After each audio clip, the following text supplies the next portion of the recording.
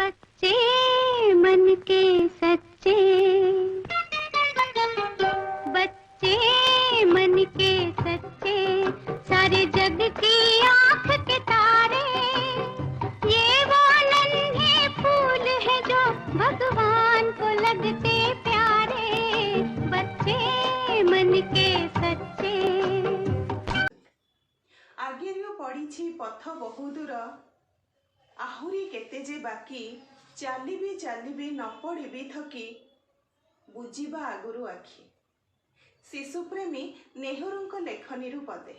आज सेही जवाहरलाल नेहरूंकर जन्म दिवस उपलक्षे मोर तांकु भक्तिपूर्ण श्रद्धांजलि अर्पण करुथि। ता छड़ा मोर समस्त छात्र छात्री मानंकु शिशु दिवस उपलक्षे मोर शुभेच्छा, अभिनंदन और आशीर्वाद जनाउछि।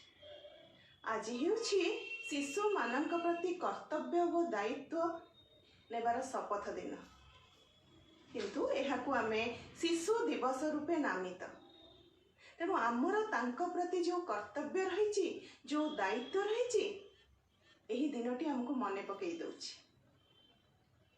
सांप्रतिक परिस्थिति रे प्रत्येक व्यक्ति हो, पितामाता हो, शिक्षक शिक्षयित्री हो, समस्ते पिलांक प्रति, शिशु मानक प्रति आमर सतर्कता अवलंबन करने को पड़िबो।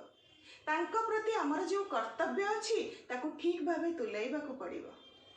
तेणु चलंतु आमे समस्ते मिसी आज शिशु दिवस उपलक्षे प्रत्येक शिशुंक पई आमर कर्तव्य को ठीक भावे निर्वाह करबा पई शपथ नेबा। यह ही हेब प्रत्यक्ष भावरे शिशु मानक प्रति और परोक्ष भावरे देश प्रति आमर सर्वोच्च सम्मान।